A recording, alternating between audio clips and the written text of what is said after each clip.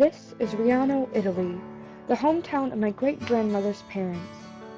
They left in the early 20th century in order to continue building their family while basking in the opportunities of America. In 1912, my great-great-grandfather, Joseph Rossi, came on a boat and landed on the shores of New York. He, like millions of other immigrants, traveled to Ellis Island and began writing a new chapter of his and his entire family's life. For 2 years he stayed in America alone, while my great-great-grandmother Palmino stayed in Italy taking care of her 2 children, Patricia and Frank. When the time was right, Palmina sold their home and large amount of land to another family member. She knew it would be difficult to live in a new country with 2 young children, and this option allowed her to move back to Italy if need be.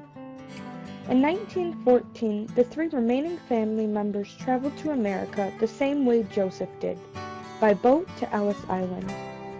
Shortly after this move, the Rossis traveled to the small town of Cicero, Illinois. They decided to move here when they received news that a distant relative who was also a new immigrant lived close to this area. It was here where the Rossi family rapidly grew.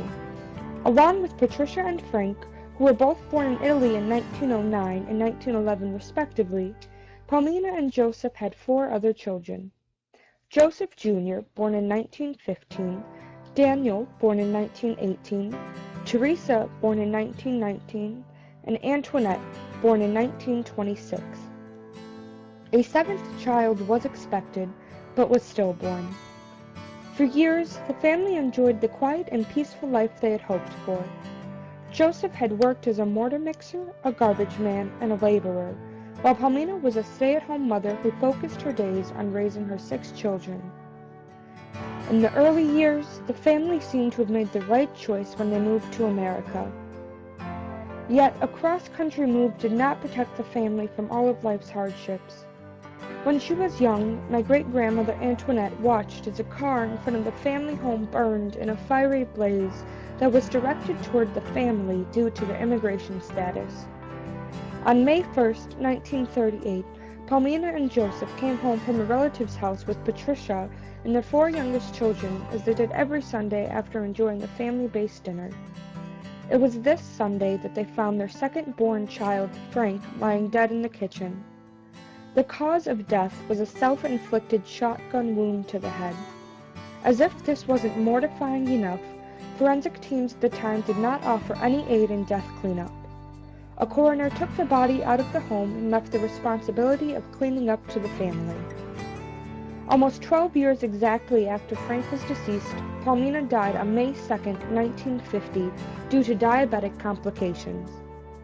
15 years passed until Joseph Sr. also faced a morbid death. As he was descending the basement stairs in 1965, he fell and struck his head on nails that supported the staircase. This head injury placed him in the hospital and led him to his death. While parts of her life were tragic, my great-grandmother survived many years, surpassing her parents and siblings. In her long life, she had 4 daughters, Francesca, Michelle, Danielle, and Nicolette, my grandmother. At the time of her death in 2007, Antoinette had 11 grandchildren and 8 great-grandchildren. Italian culture is still prevalent in my family today, from the larger family-style dinners held on Sunday evenings to the foods we place on our tables whenever the holidays roll around.